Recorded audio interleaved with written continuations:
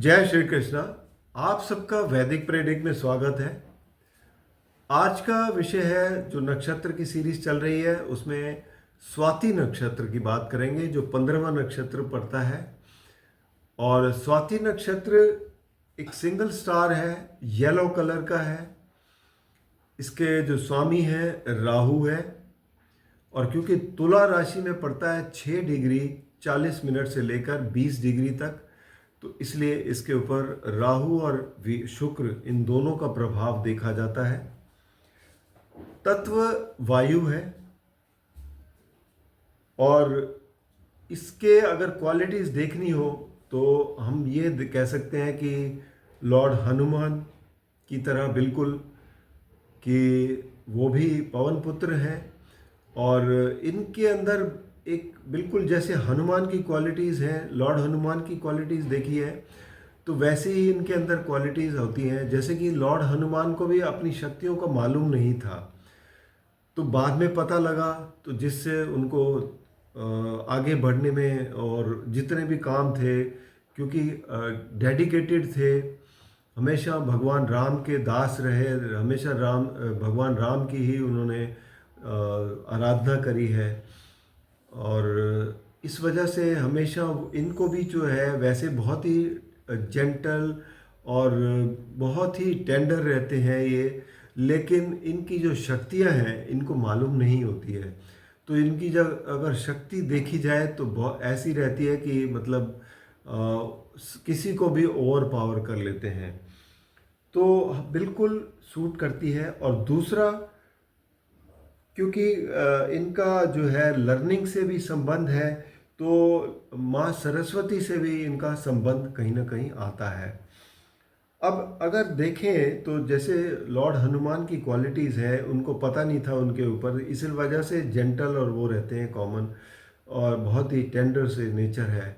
लेकिन जब इनका आउट हो जाता है कोई भी चीज़, पता लगता है कि ये चीज़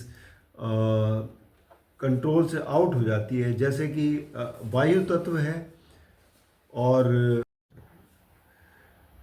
तो इनका जो वायु तत्व की वजह से, अब जैसे अगर ये आउट ऑफ कंट्रोल हो जाती है, तो जैसे आपने देखा होगा कितनी पावर होती है। अगर आंधी तूफान आता है या टॉर्नेडो आते हैं, तो किसी भी चीज़ को सामने रोक नहीं सकती हो वो। तो यही स्वाति का भी नेचर है। जेंडर इनका फीमेल है। बॉडी पार्ट्स में हम ये देखेंगे कि चेस्ट और टीथ के ऊपर इनका नियंत्रण रहता है। डायरेक्शन इनकी जो है वेस्ट और साउथ वेस्ट है। अब फर्स्ट पदा जो 6 डिग्री 40 से लेकर 10 डिग्री तक है, वो पड़ता है धनु राशि में। अब धनु राशि में जब नवाश में गए, जो पद गया, तो वहाँ पर क्वालिटीज़ किस टाइप की आती हैं? कम्युनिकेशन की, राइटिंग की और ट्रैवल की। तो ये एक्सप्लोरर रहते हैं ज़्यादातर।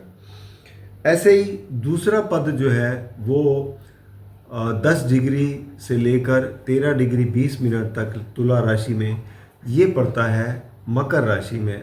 मकर राशि की जो क्वालिटीज़ आ जाती हैं इनमें, वो ये है कि रिस्पॉन्सिबिलिटी, मटेरियलिस्टिक और फाइनेंसिस का अपना बहुत ही ज़्यादा ध्यान रहता है कि इनके पास इन चीज़ों की कमी नहीं होनी चाहिए, तो मटेरियलिस्टिक नेचर ज़्यादा रहता है।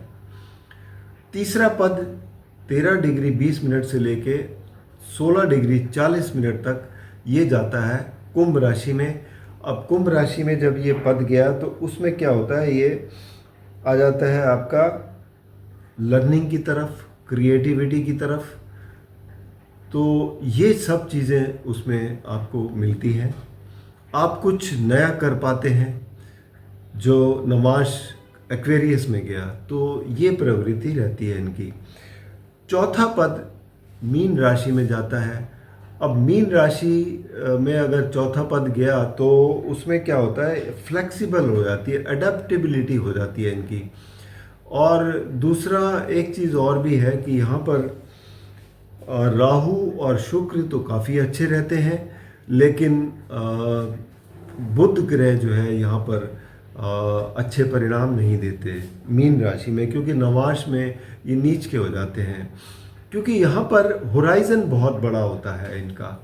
और बुध की एक क्वालिटीज़ है कि छोटी छोटी चीज़ नोट करने की होती है, एनालाइज करने की होती है, जिसकी वजह से यहाँ बुध अच्छी तरीके से काम नहीं करते एंड गेट्स कंफ्यूज्ड, ये क्वालिटी रह जाती है।